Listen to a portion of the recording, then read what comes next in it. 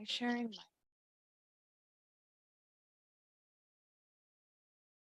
Yep, so I won't be looking at who's on.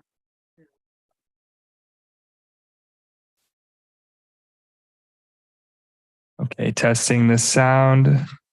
Testing the live sound.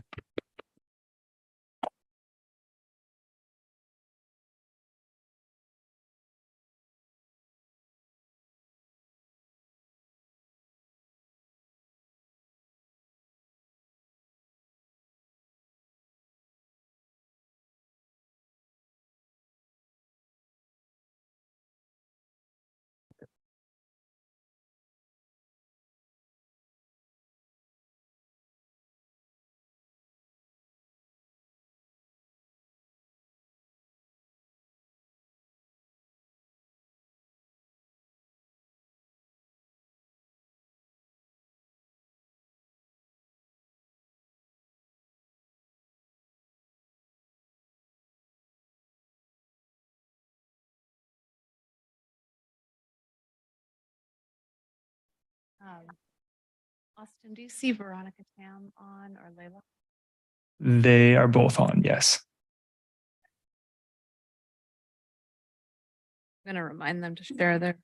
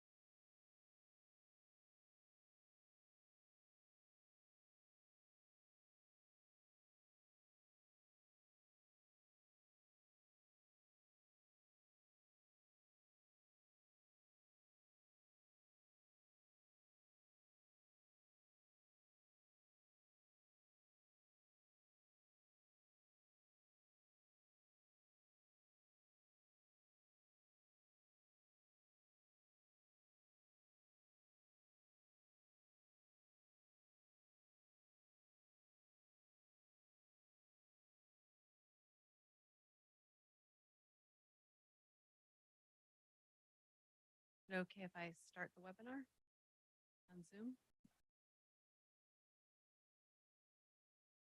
And then do I need to, you'll do the recording? The live stream. We're ready. Good evening and welcome to the Capitola Planning Commission meeting of October 19th. This meeting is open to the public with both in-person attendance at the City of Capitola Council Chambers at 420 Capitola Avenue and remote attendance. Planning commissioners and staff are attending in person and remotely via Zoom. There are several ways for the public to watch and participate. Information on how to join the meeting via Zoom and make public comment during the meeting is available on our website, cityofcapitola.org, on the meeting agenda. The public can also live stream the meeting on the city's website or on YouTube. A recording of this meeting will be available on the city's website after this meeting. As a reminder, please turn off your cell phones during the meeting. And I wanted to check to see if we're set up for our Zoom participants. Yes, we are live on Zoom and on YouTube, and we have one participant in the audience on Zoom. Okay, thank you.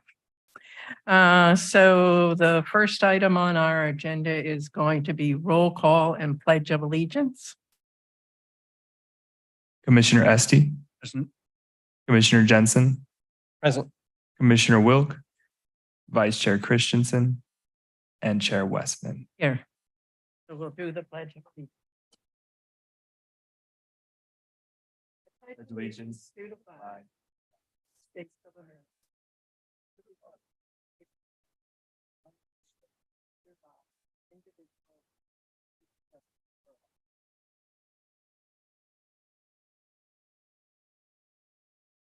Okay, now we're going to move into oral communications. Are there any additions or deletions to the agenda? There are no additions or deletions to the agenda. Okay, now we have public comment. And see, do we have anyone on Zoom for public comment? We have no participants with their hand raised. Okay, so I won't read the whole speech since you've been here several times and don't need me to repeat it for you.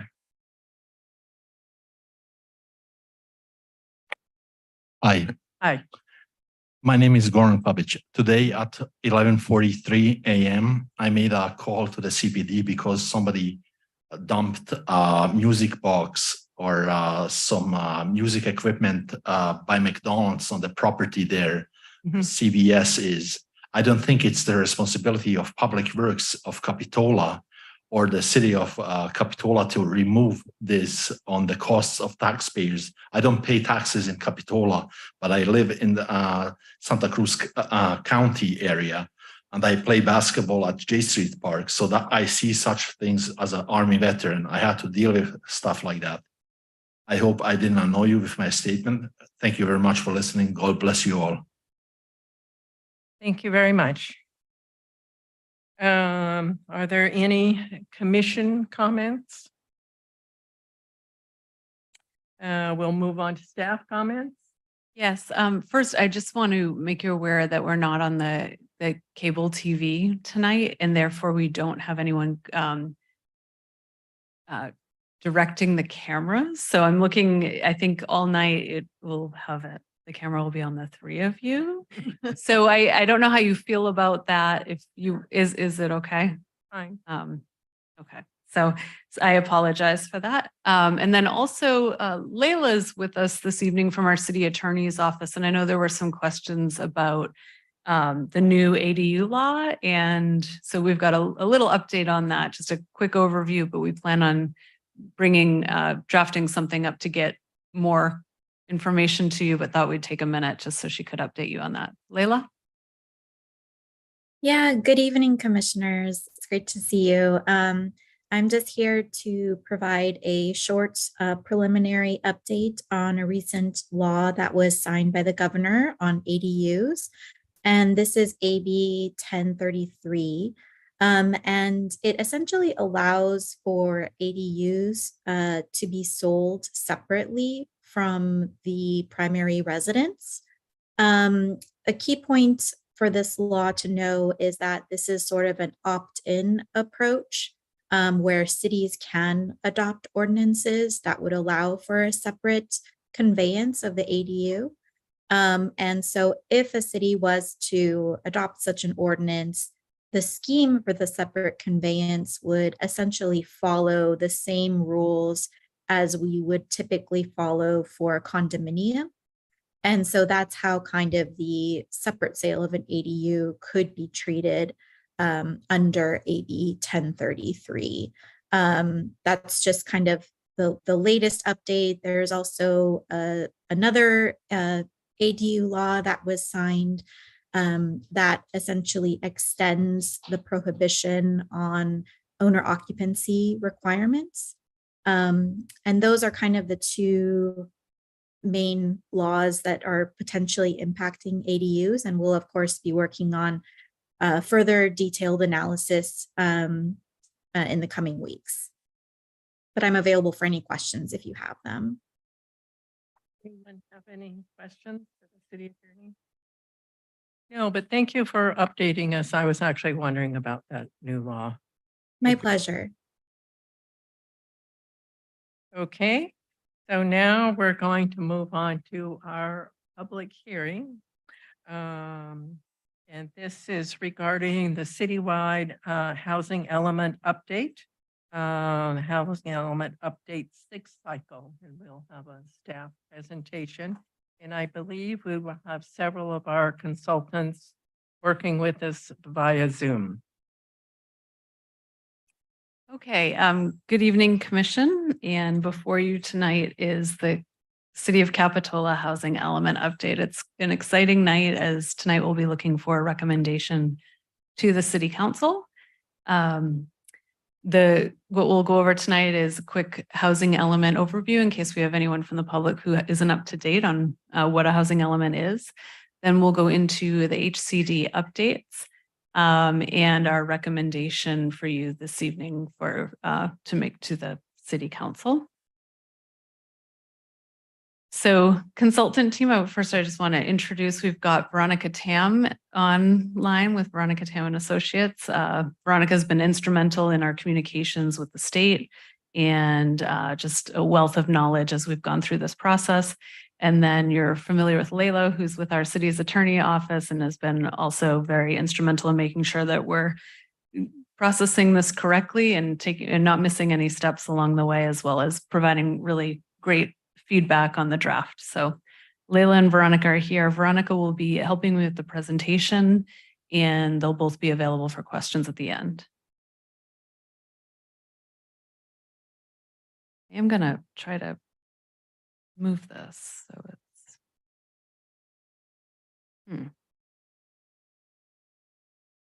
okay. Well, I don't know what to do with that. So what is a housing element? A housing element is one of the 7 elements within a general plan. A general plan is a long-range planning document for a community. It's required by the state.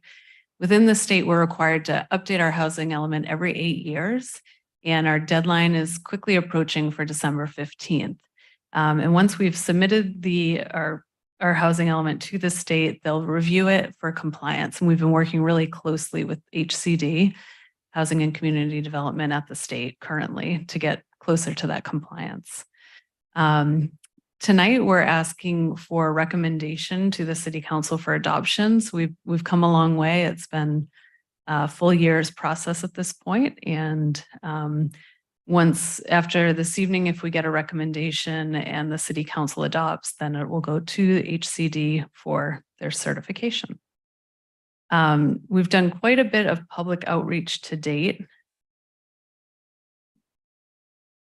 Sorry, this little thing is, see if that works better.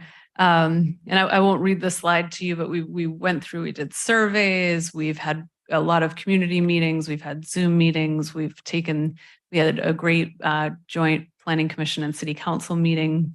And since then, we've done numerous updates to the Planning Commission and City Council and sent out emails to the public whenever there's an update available.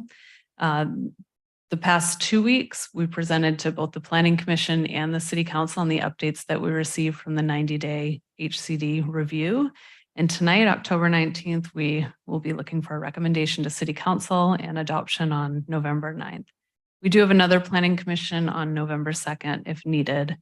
But then it would push back the adoption by City Council because there's a noticing requirement with the recommendation of City Council, Planning Commission included in that.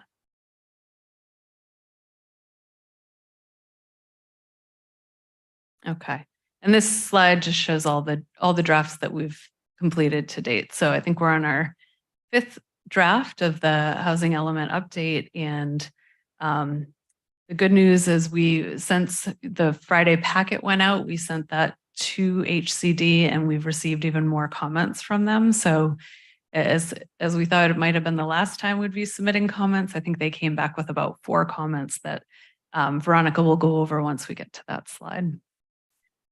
So what has changed? Some of our RHNA numbers have changed. We now have a 14% buffer. We put more, we added more sites in order to not be at risk of no net loss and more low and very low sites into the inventory. This shows where the sites inventory map was influenced in the last update. So remove the state sites, we removed the Kohl's site and then added Macy's, Kings Plaza, and the Nob Hill site. Sorry, this Zoom feature is in my, okay. So for the City Council recommendations, during their last hearing, they told us to proceed with the mobility strategies of how to get more units into single family and low density neighborhoods. They were supportive of amending the community benefits overlay and adding more objective standards. they agreed with the request from HCD for additional information. And then they appreciated the Planning Commission recommendations and asked us to move forward with, let's make sure that our shopping center aligns with the study, and let's not prescribe it too much in this document ahead of time. And then also to initiate discussions on housing on state lands. And we got some great feedback from the state on that, which we'll be going over. And then also to address the public comments, we got some really great public comments that last round, and to incorporate those into the document, as well as timing for commitments. We're going to talk a little bit more about timing for commitments this evening as we move forward with further edits.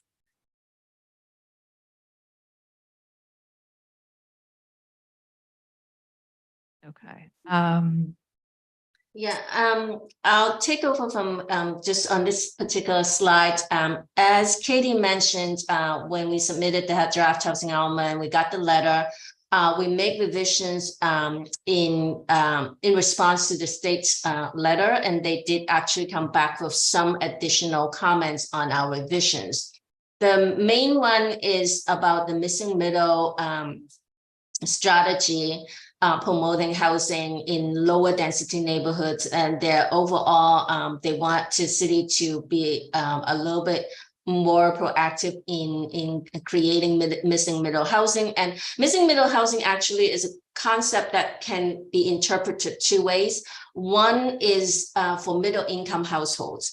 A lot of the housing element, but the state law goes into very low, moderate, and above moderate income. And there is this gigantic gap between people who have moderate income, 120% AMI, and people who are just making a lot more money. And so in statewide, there's been a lot of discussions about people who make over 150% or even 180% of the county median income, the middle income, but they're still having a hard time finding affordable housing. So missing middle from an affordability level talks about people who are above 120%, but maybe all the way up to 180% of the county median. And these are like working couples that may still have a difficulty in accessing affordable housing.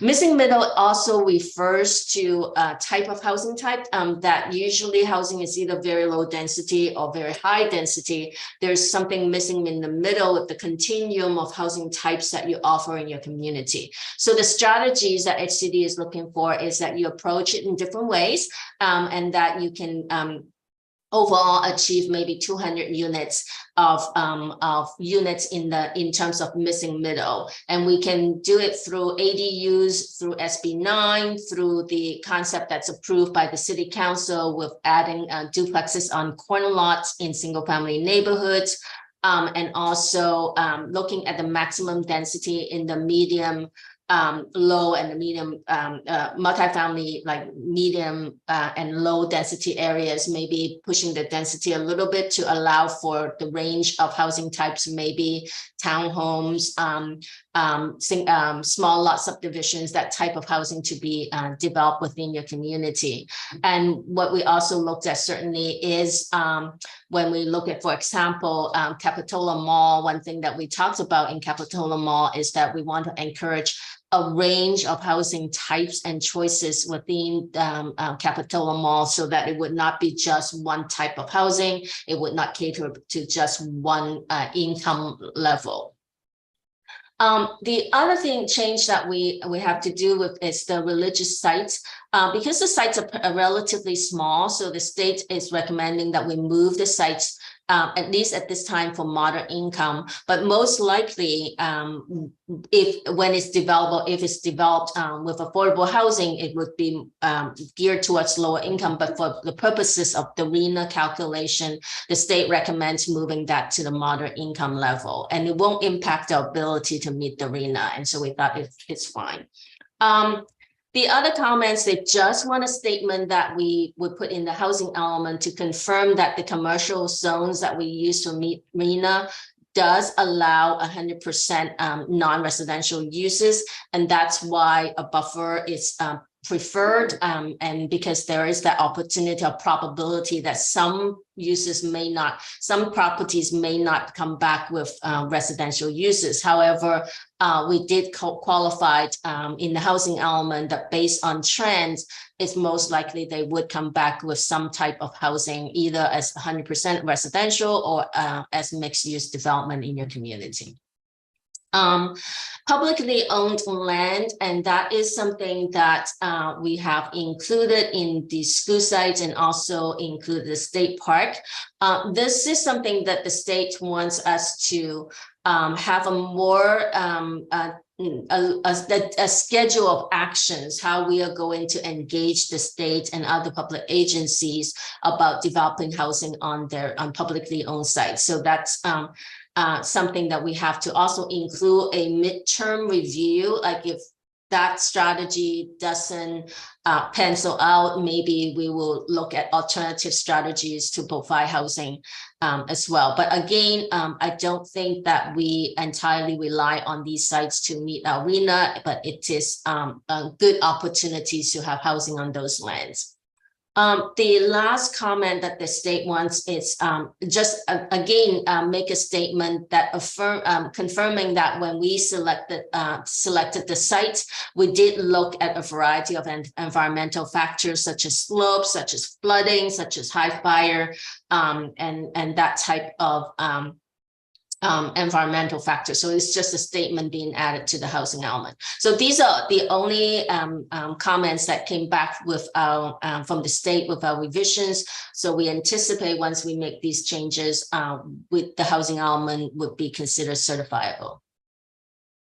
With that, I will turn it back to Katie to talk about her plan of actions for the next few years.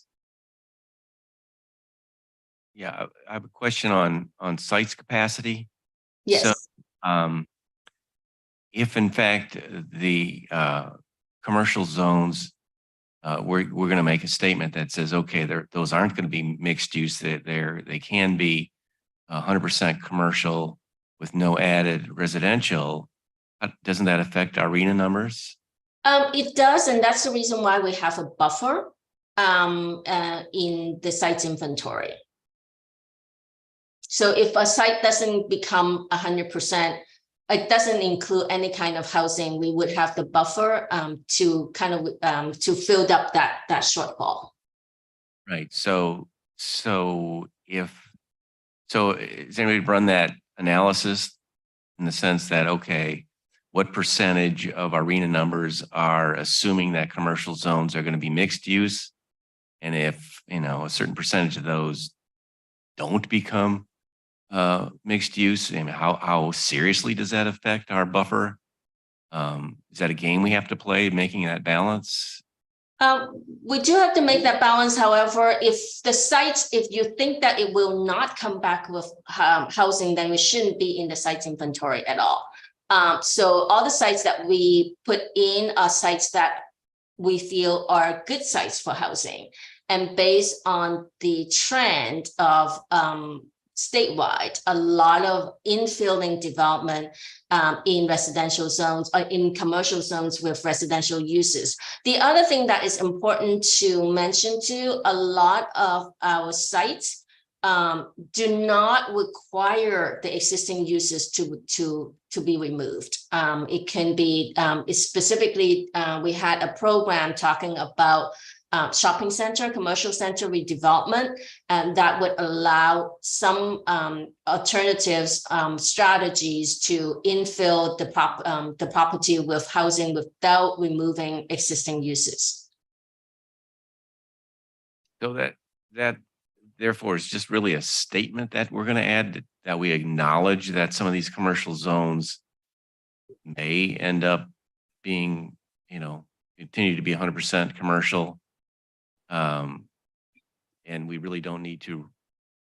Correct. Yeah, I had the same question you have with the state, and the state's response is just add a sentence. That's all we're asking. If you want to do more analysis, you're welcome to, but all we're asking is just a sentence. So that's We confirmed that with the state, that they only want, because we have looked at the sites really carefully, sites that we think are good sites that can have housing.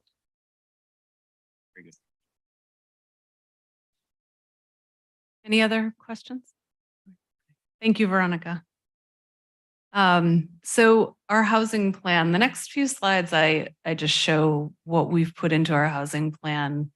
And I have to say, I have this rule of 20-point font, and I don't like to break that rule. And I could not put all the items that we said we'd do in 2024 on this slide, but there's a lot here. There's programs, there's zoning code updates, there's home buyer assistance programs, there's documents to be drafted. Then we move into 2025, you see there's quite the trend continues, and it's a mix of things. So we're not quite there in organizing our timeline on this yet. And so in tonight's recommendation, I am going to ask that part of your recommendation, or part of our staff recommendation, is that we continue to work on the timeline and get this right, because we're not there yet.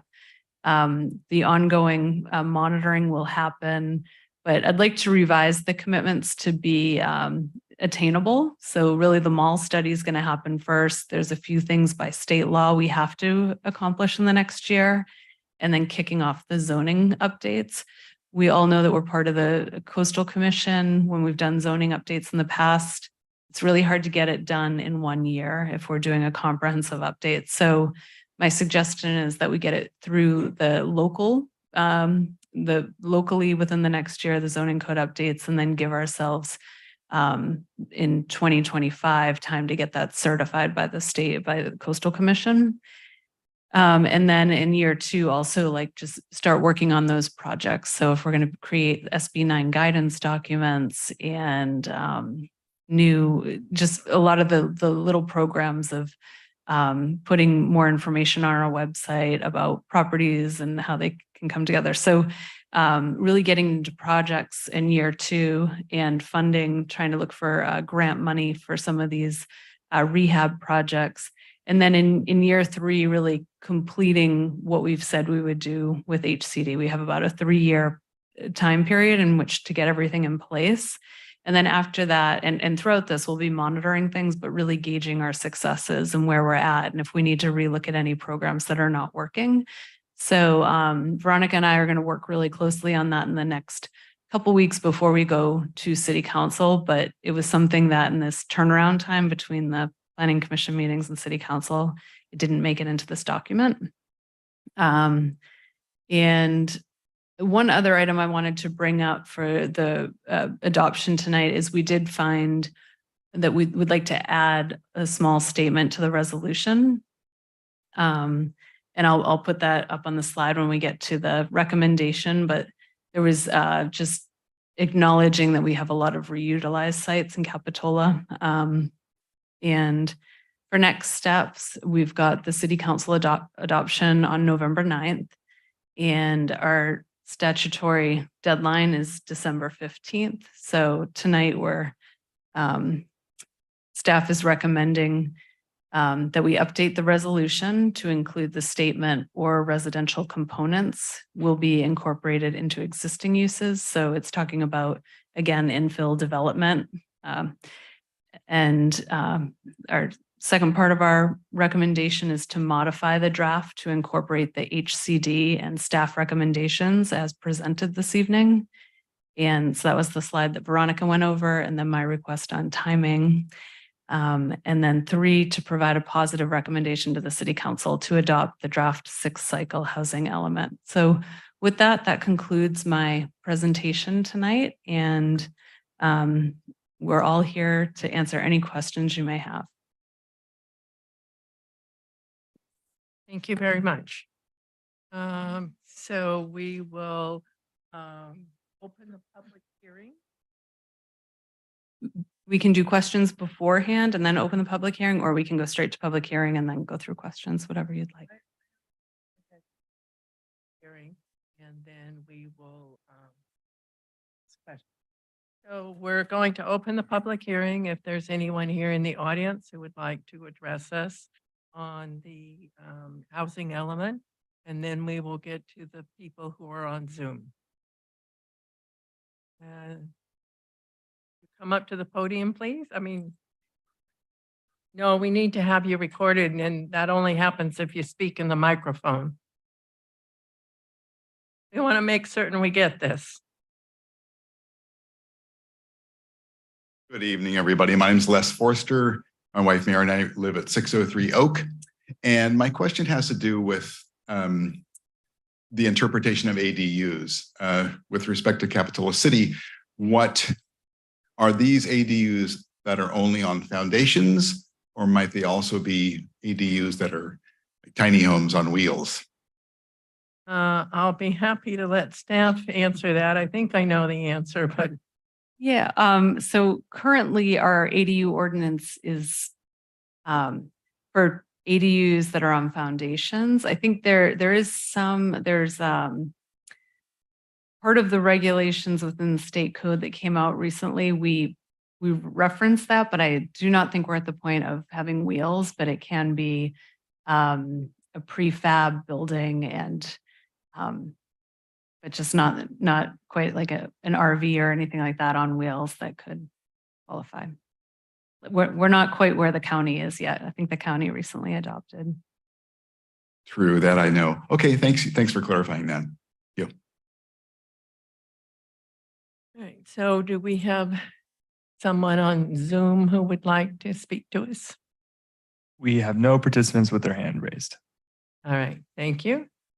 So with that, we'll close the public hearing and bring it back to the council for questions, commission, excuse me, for questions and comments. I guess I have a procedural question.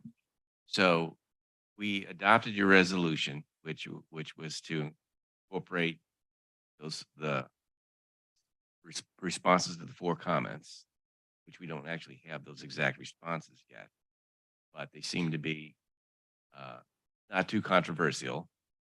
If in fact, so we approved that, your recommendation, and then you had further conversations with HCD, and they came back with something that you thought was significant. Did you bring that back to Planning Commission? Yes. At this, I think at this point, it's kind of pencils down so if that were the scenario and we got an update from HCD and it was a substantial change, at that point, we really need the Planning Commission to look at it and include that in their recommendation. So, and Layla, please feel free to jump in if I misspeak, but if it's a substantial change, if they found an edit to like a misspelling or some, a minor edit that isn't substantial, I think we could work. I just want to make sure that we would rely on staff to establish what a substantial change is, and that if we are to adopt your resolution, that we trust that you would handle the details and then take it direct, assuming there was nothing major, you would be able to make that judgment and then you take it directly to City Council.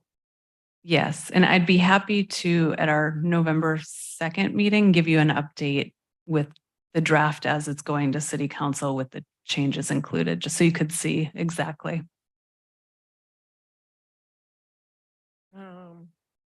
Any other questions of staff? Was it going, Veronica mentioned the changes or what the state felt about the DMV site, or is that going to be discussed? So the feedback from the state was we can include that new program that we've added. They'd like us to put deliverables in there and timelines of when we'll be doing certain steps. So it's really getting a little more technical of what it takes to get a state site and including that information. So it's really clear of how a state would dedicate a site and what that process will be, and what are putting some timelines into that of when we'll start our discussions with the state. They're open to it. They're not just putting a hard no on it, or So the state is open to this new program within our housing element. Whether or not they'll be open to the sites will be subject to those discussions that we will put in there. Yeah, I almost think we sort of created a lot more work for you guys having those two sites included in there, but we've done it now, so yes, we have to leave it in place. Comments from this end of the table. I have a few comments. First of all, I appreciate all the hard work on the updates that you've been working on in the last, several months, with a lot of comments coming in from HCD, which incorporated quite well, I think. I think I mentioned to you before, there are 46 references to getting stuff done in 2024. So you really need to look at spreading that out, because we don't want to get a bad scorecard when it comes to did we perform what we said we were going to. That's correct. I sent you an email. There's a couple of typos and one motherhood statement I recommend we remove. The IMBY letter asked us to look at Pleasanton and San Ramon programs, and I did. This is about affirmative affordable housing. Both those housing elements really have a lot of motherhood in it, probably more than we do actually. And they do tackle the ADU problem in a similar manner to us. But one of them, I think, was Pleasanton as a home sharing program, which presumably is a good thing to do. It may be done at the county level. I found that San Mateo County has a home sharing program, which is homeowners are offering places and people looking to take a place at an existing house, or they're requesting, and then there's some sort of clearinghouse, which is actually pretty clever. So I recommend that we put some language in there about home sharing going forward. And then the other thing, the IMBY letters, a couple of things. I sent you some emails on. There's more detailed stuff. I did have some questions about the EIR addendum. Is that the right time to ask that now? Ask Leila. Yes. Okay. So the EIR addendum is kind of interesting. There are a couple of specific things I found in section 4.14 on population and housing. They're basically saying, well, even though our commitment through the housing element, Capitola's commitment through the housing element is an annualized growth rate of 4.2% or 28% over 6 years. So basically, the population of Capitola will grow by 28% in 6 years. And the EIR says, well, AMBAG is responsible for those numbers, so Capitola is not. So therefore, there's no impact on the city, which I don't think is true. I think you will have impact on city services. And it feels like somewhere we should acknowledge that there would be a stress to the city services. Maybe not police, since our police department is pretty much sized for the tourists that come here, but certainly planning, building, anybody associated with adding these 1336 units is going to be affected. Stretch our staff for certain. I mean, they have, I didn't count the number of actions we have, but it's more than 46. So shouldn't we say something about city services on that, in that particular section of the EIR? Yeah, we probably might want to let the city attorney comment on this, but it was my understanding that since we're not changing the zoning in that number of units could actually happen. We're just sort of saying these are the things we are going to do to make it easier for those things to happen. But we're not actually making a change in our zoning. So that's why they can make that statement as far as the environmental impact report is. And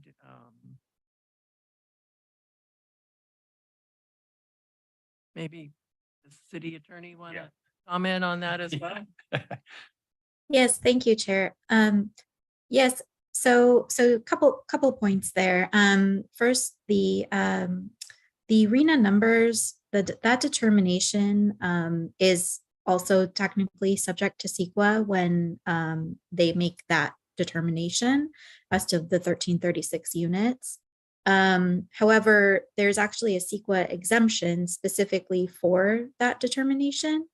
And then secondly, which isn't necessarily related to our particular adoption, but just a little bit of background on sort of how that gets handled.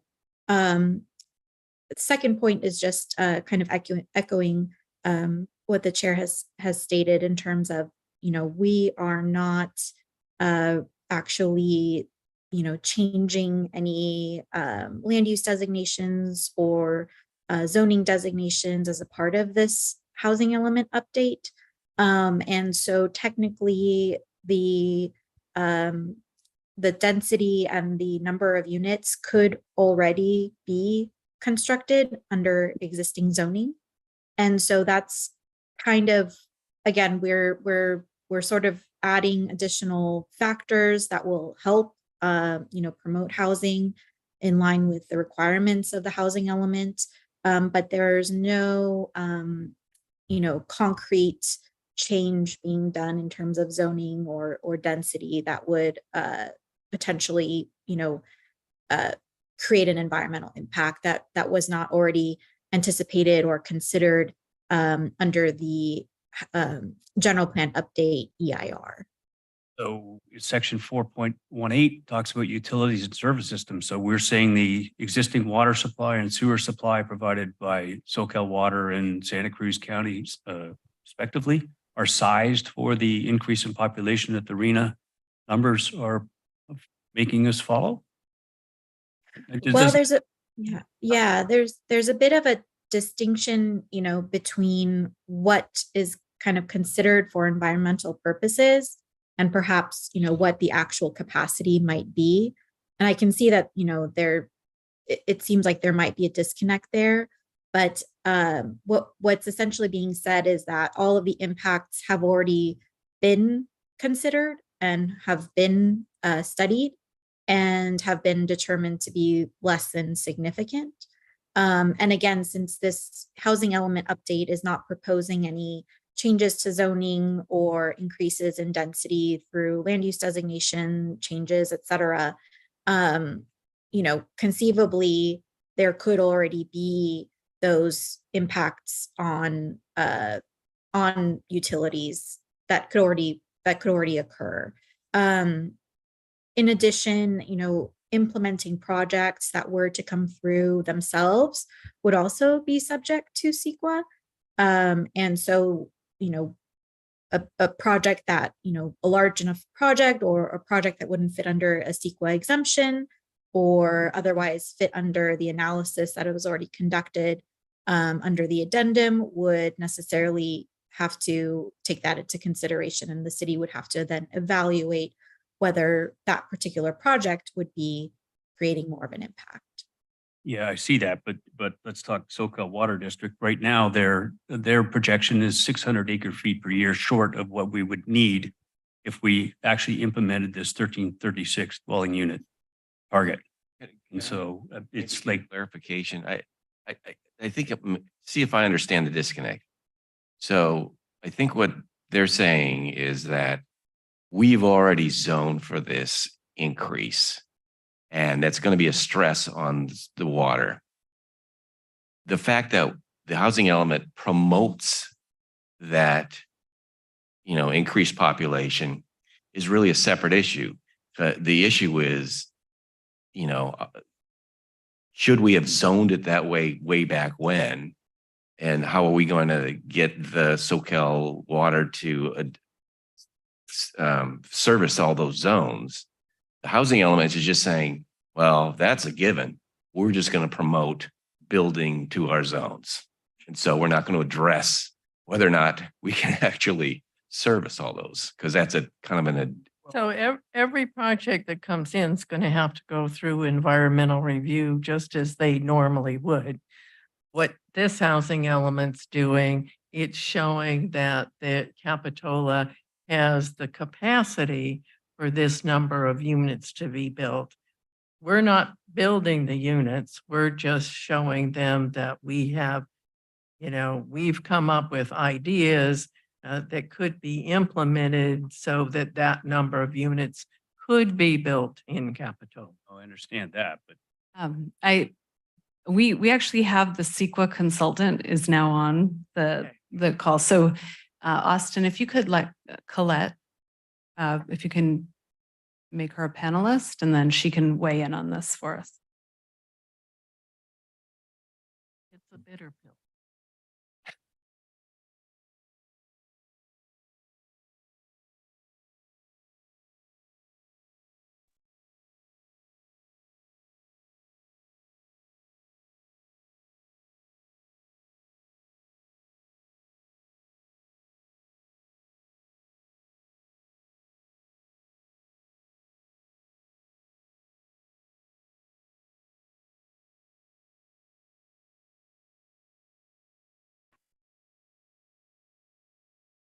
So we're bringing in Colette as a panelist. Good evening. Can you hear me? Yes, we can. Thank you. Sorry, I didn't expect to be on the camera. Apologize for that. So, good evening to all of the planning commissioners. My name is Colette Morris with Morris Planning Group, and I prepared the environmental document. So I want to just add to what Layla said. So as you think about this number of units under your housing element, I really think about the housing element as policy. So you have these number of units, but you also have all these policies that you're going to take effect and then apply them future developments coming in. So that is really why we went with the addendum, because you're not changing that, you're adding some new policies in addition to what you previously did with your general plan and your general plan EIR. So it's really about acknowledging the number of units and implementing these policies. Happy to answer any questions you might have.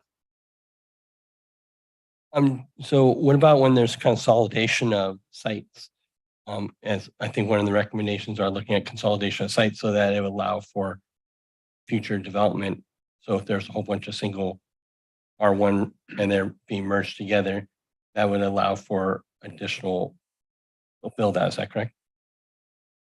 Yes, we have quite a few consolidated sites within the proposal, but there's allowed development on those sites now. So consolidating them would just result in a better project, because there's it makes for a larger parcel. And Veronica, maybe you could explain the consolidated sites and the minimum size requirement for that. Yes, and the lot consolidation program does not it's not really applying to the single family like resident like R1 lots. We are really looking at the mixed use commercial lots that we are using to meet primarily your low income RHNA. State law requires that for sites to be considered feasible to facilitate lower income housing, the site has to be at least half an acre in size.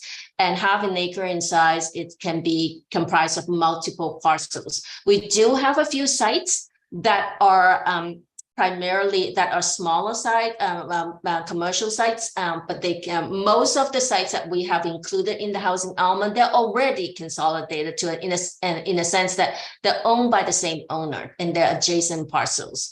There are only 2 or 3 sites that we have also utilized in the housing element for lower income RHNA. These are corner lots, and so we are suggesting that by consolidating them, it does allow for it does allow it to qualify as a lower income sites because it would be larger than half an acre, but it also allows you to do better site planning and designs because we have a bigger site to work with. But the lot consolidation program is not intended to apply to this single family neighborhoods.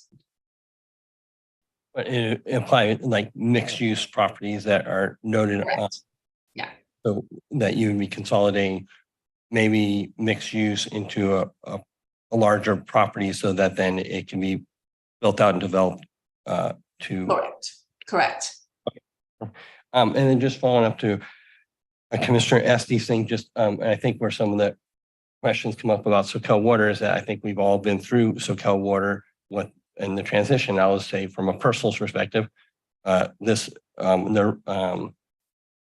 ERI that we're reflecting back to is from 2014, and I purchased a piece of property, I built a house, and my property was stopped, and then I was thrown into a water moratorium, and so we were delayed for a little bit of time until we finally were released to have a water meter. So since that time, SoCal Water District has not done a thing to address the water issues, other than they are in the process of building a water recycle recharge plant that's not online, and I don't think it'll be online for another year. So, the board at that time was moratorium, no building and everything. So I think this goes back to a previous comment that a couple of commissioners might have made about, regarding making sure that as the development of the plan goes through, and then when we see the EIR report come out, it is checked off that there's not impact anything. I know we're not the water company, but there are some issues that I looked at are going to be affecting some of the services. And so when we check a box and it says none, or the box can be checked, that it might have some, I think maybe that, not trying to speak for Paul here, but maybe that's where some of my comments I had tonight that I was sharing. And then projects that do come in and then they get, they don't go through CEQA, they get what's the word I'm looking for? I'm so sorry. Categorical A exemption. categorical exemption, then they're not addressed. And so I think what I would like to is make sure on the record that as we go forward and we look at these development sites, that we're very sensitive that if a whole bunch of categorical and they're all small projects and we're not addressing them overall, one and you add them all up, there are impacts. There are going to be impacts to water. There are going to be impacts to our police, fire, utilities.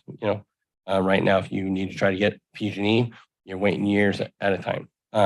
Water, sewer, road impacts and stuff. So just, I know this isn't the exact place that gets identified, but I think it should be clearly noted that there will be an impact to the community, and we should be planning for that in the future. And the water company should be planning for that, and making sure that we go. The EIRs, I know I've been through those many times. Working for a public agency, and they are labor intensive and hard to do, and everything. But if there's a whole bunch of exemptions and they aren't going through, sometimes there won't be an opportunity to really address what the overall need would be of the city and for our community. Well, one nice thing for us, our biggest cluster of housing is on the mall site, which is City of Santa Cruz water, not SoCal Creek water. So anything that's built on that side of 41st Avenue, which includes a number of our sites, that's not going to be part of SoCal Creek Water District.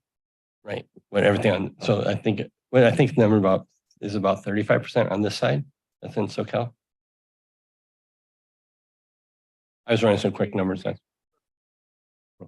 So there is some impact, and so that's the only thing that really stuck out to me. I appreciate everybody's hard work. It just seemed to me like going through when we were checking the box, no impact. Everything was no impact, and even though it might be zoned, and it could be built, but there is impact. And when we start to consolidate sites, so a project can be then more marketable to a developer to build higher or bigger.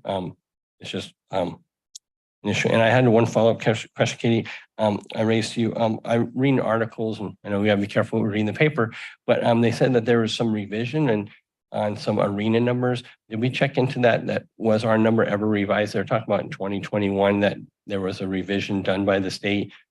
Yes. Actually, I talked with Veronica about this. Veronica, this is the governor when they created that group to reevaluate the RENA, and the Correct. answer is not great. That was the answer. So Veronica, do you want to jump into the findings of that study of basically they looked at it? It seems like. right. I think I apologize. I forgot the specific agencies that were doing the study, but they were reevaluating the RENA and the projections. The finding was in fact concluded that the RENA was overstated certain factors in the assumptions for I think part of it may be the overcrowding and the growth projection. However, there is no legal avenue to change the RENA. So the RENA was never revised. It was just a finding of the report. No adjustment was ever made to the RENA. You think that might be picked up in the next round? Like that would be like maybe the equation or the calculation would be addressed. They changed the RENA. They're already talking about the 7-cycle RENA, and they're always talking about changing the RENA formula. Unfortunately, what they did between the 5th and the 6th cycle was change the formula so that the RENA was like about 70% bigger than what it normally would be. And so I'm not going to predict that any change in the RENA formula may come in a more favorable to some communities. So, but they are talking about reforming the RENA methodology again. So. All right, thank you. So just as we proceed, if we could have just some discussion from the other commissioners just about understanding, I think the value of having sometimes an EIR on certain projects or on many projects, especially if we're checking boxes tonight that we're all kind of agreeing that the whereas there is no impact. It seems, I think, to kind of contradict that. I think we all know there is impact, and then maybe we're pushing it down that the next time it gets looked at, maybe it'll be addressed there. And if it then doesn't come to an EIR and it gets a pass, then it will never be addressed. So the only thing I would like to be on the record and trying to discuss. Thank you.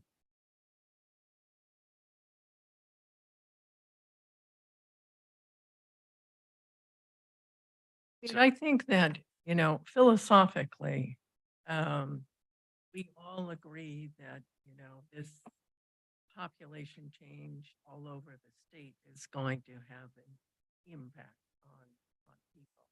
And I think, what we're looking at right now is what are the technicalities that need to be in there as far as, the EIR meeting the requirements of CEQA. And I think for me, it does meet the technical requirements as far as CEQA is concerned.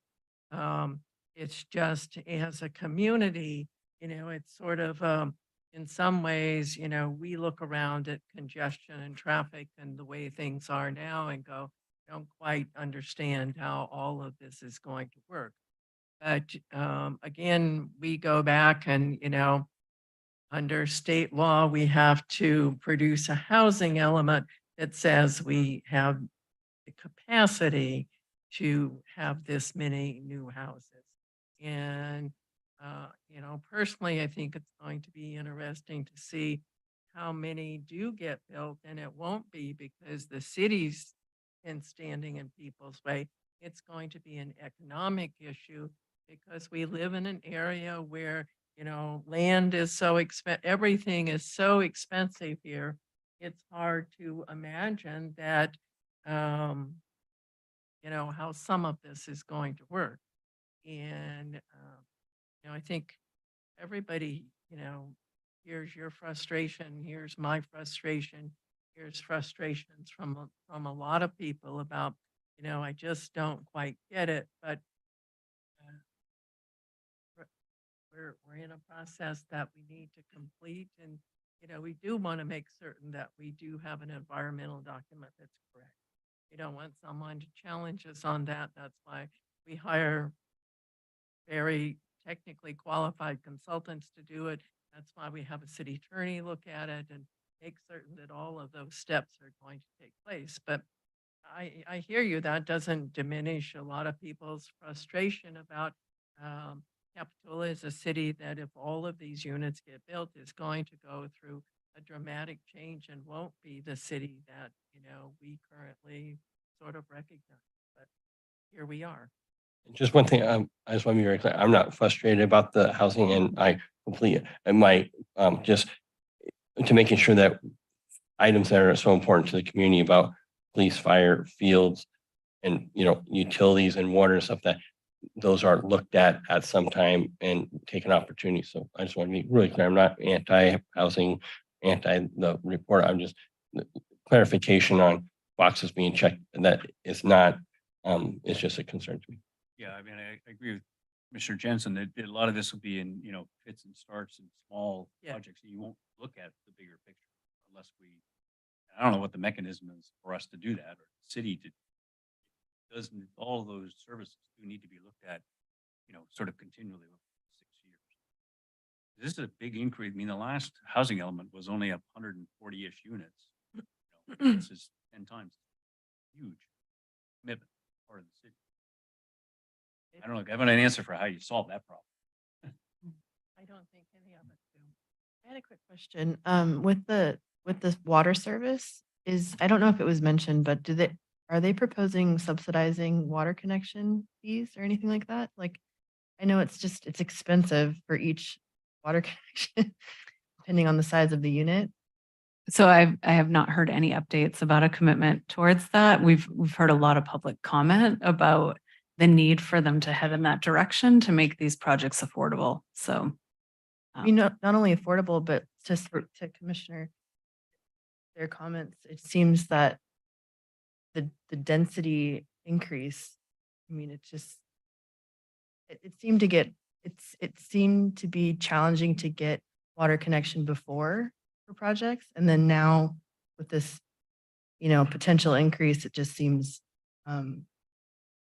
like, where are they coming from kind of thing, So the water companies, they update their water plan every 5 years. So they do account for the future development, and they come to us as the city and say, what's in your arena? So there's this back and forth of what we're projecting and working with them as well. So there is, as they do these updates, they reach out to the city. We work closely with them. So in terms of like the mall development, that we worked really closely on the estimates on that the first go around, and then as we got into this arena. So there, at some point, if we go through that exercise and they say, oh, there's no way, then you're going to hear a different story during these meetings of that's actually something that down in Monterey County, they've been dealing with for years. And as part of the RENA exercise, I believe they've been coordinating more with the state to try to lift the water issues that exist there. So there is coordination in the long range planning with those entities, but the incremental projects, I hear you. So we will. Commissioner Esty made some comments about some of the numbers as well, just not lining up between the study and what was put in the document. So that's something I'll work with Colette on as well, just to make sure I'll bring that to her attention before it goes to City Council.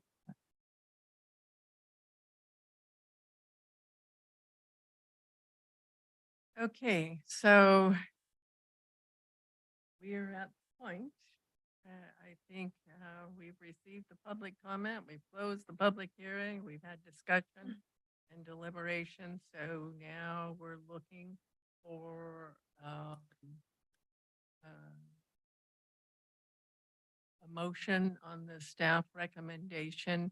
And I believe that you wanted that motion to incorporate that you are going to continue to work on the timeline for the projects that the city is. Yes.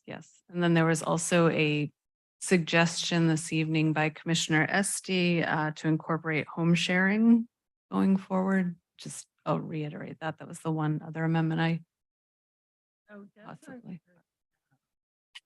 Housing Authority have a home sharing program currently operating in Santa Cruz County? I don't know the answer to that. So, Pretty certain they do. Oh. But perhaps yeah, we can refer to it as an option. Option, but I'm pretty certain Housing Authority, they did a few years ago, so I can't guarantee they are now. But And Chair, if I may apologize, I'm having a little trouble hearing, so hopefully I'm not interrupting. But just to add to the recommendation, it would also involve the planning commission adopting, if the planning commission chose to adopt the resolution recommending approval. That was part of the staff report package. Correct. So would someone like to make a motion to adopt the resolution recommending approval to the city council and including modifications to incorporate staff continuing to work on the timeline for when commitments will be made, and to investigate whether or not the housing authority has a home sharing program, and if they currently do, include that in our draft housing. I'd make a motion. So we have a motion made by Commissioner Christensen to that effect. And I'll clarify that that motion includes incorporating the 4 changes as requested by HCD. Is that correct? Okay. So that's our motion. Do we have a second? I'll second. Okay, we have a motion and a second. We need a roll call vote. Commissioner Estee. Aye. Commissioner Jensen. Aye. Commissioner Wilk, Aye. Vice Chair Christensen, Aye. and Chair Westman. Aye. Thank you all very much. Thank you, Katie and Veronica and everyone who's worked on this. You guys have done an amazing job. Thank you. Okay, so now we're going to move on to, do we have a director's report? We do. I just want to bring to your attention, I'm sure you're all getting emails about it, but the EIR has been released from the county for the rail trail segments 10 and 11, which both go through Capitola. I will be presenting to City Council next week, just an update on the EIR and asking if the council would like to make comment, if they'd like us to submit official comment to the county on that, as well as a discussion. The county has asked us to participate in a consolidated coastal development permit for that program or for that project. So that will be part of the discussion. City Council doesn't need to make a decision on a consolidated permit at this time, but I'm highlighting it to them. They could give direction on that, but so that will be an update. The staff report will be published tomorrow. The RTC put together an FAQ, frequently asked questions, about the Capitola Trestle. And within the EIR, they are looking at the full connection through Capitola, except for a half mile, which is over the Capitola Trestle. However, there is options that they'll be considering, and one is the trail over the trestle. So that will be studied. And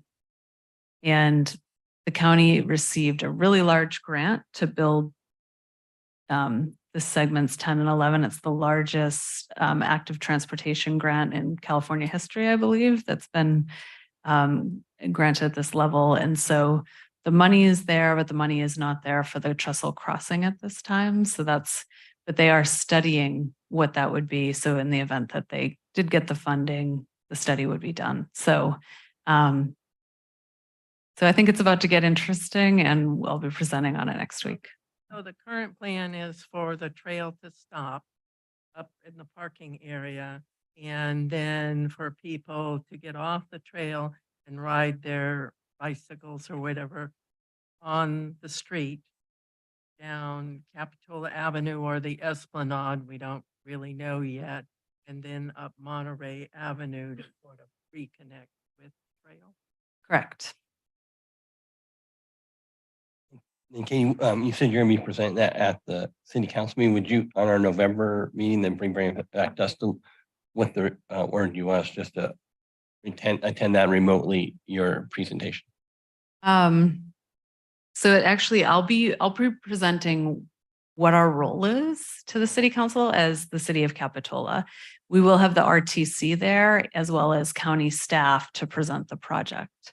So we're we're a responsible agency within the CEQA review of the EIR, which means that we play a role in permitting, which is the coastal development permit for the trail.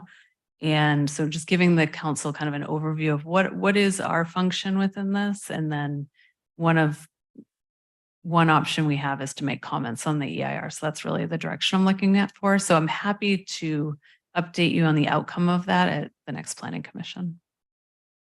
So do you remember how much the grant is? Is it like $86 million, 80 something million? I believe it's dollars to 80. Build these two segments? I believe that's correct, 86 million.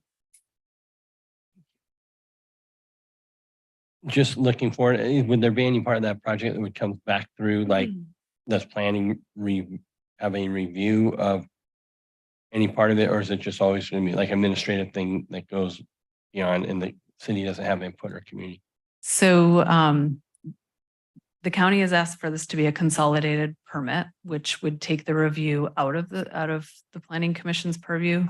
If they don't move forward with a consolidated permit, the application would come to the planning commission as a coastal development permit, but that's it.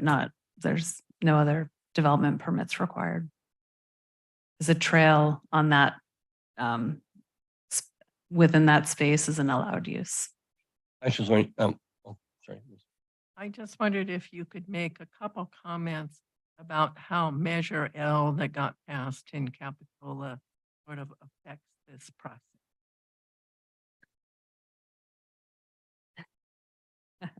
That's a great question. So Measure L in the way it is written is, I would say that there's been this has been a good question that's come up, and a lot of people interpret Measure L differently. And so within Measure L, it talks about staff not participating in a detour from point A to point B through that connection. But there are many interpretations of that. So I don't want to go any deeper than that based on the conflicting interpretations of Measure L that are out there. But at this point, as a responsible agency within an EIR, we have an obligation to evaluate this as staff as part of the CEQA process. So we're in an interesting position here. So, and I apologize. So through that process, when we study like the safety impacts to the community, or what, if it goes, let's say down Monterey and there's outdoor dining that's there now, and then there's a street and, other things like that. Those sorts of things will be looked at during that process. So at this point, because the project is within, the project ends at Cliff Drive and then picks up again at Monterey, the in-between of what happens in the Capitola Village is not part of the project. So who would be looking? I mean, would that be then on the city to look at those? So we could do a separate project, a transportation study. We could look at circulation in the village. There's definitely possibilities of a future project there, and looking for additional grant money separate from what's happening with the rail trail. So I would like to, with this one, if you'd like me to bring it back to Planning Commission I can bring you an update. There's a lot of technicalities to it. That'd be great to have the city attorney there too, because of just the process that we're in right now. So. Sorry, I was just trying to understand what, the potential impact can be. But for now, the improvements within the EIR, they're suggesting realigning along Cliff Drive as you come down the hill into the city to create more room for pedestrians and bicyclists. They've also committed to restriping and putting like more visible the sharrows through the city. So it's just using we're very limited in our right of way through the Capitola Village. So really just doing more paint in order to make it really clear of where bikes should be and where pedestrians should be, and wayfinding signs. But beyond that, the real modifications to the layout of the street could only occur within or is only proposed to occur within Cliff Drive at this point. But they are looking for at options of how to mitigate those crowds that come, you know. Yeah, I mean, one as trail and go to the other. as part of the EIR, they're really focused on the segments, and they're willing to do those mitigations through Capitola for helping people get from point A to point B in a safer manner. So, yeah. That include a tow line? You know, How would it impact? All right, thank you. Thank you very much. You're welcome. Thank you for this evening. So do we have any commission comments? I think we all ought to at least watch the next council meeting or attend it, because I think this is an issue that's going to have a huge impact on Capitola Village. And I agree, there's a lot of nuances, a lot of clear things about, you know, what staff can do, what Measure L means, how it's all going to play out. But to have a major trail in and then, you know, have a family with their kids trying to ride bikes up Monterey Avenue with no bike lane, you know, I think it's going to be an important issue for our city. So that's my comment. And now we get to adjourn. The meeting on November 2nd? Yes, November 2nd. Thank you. Mhm.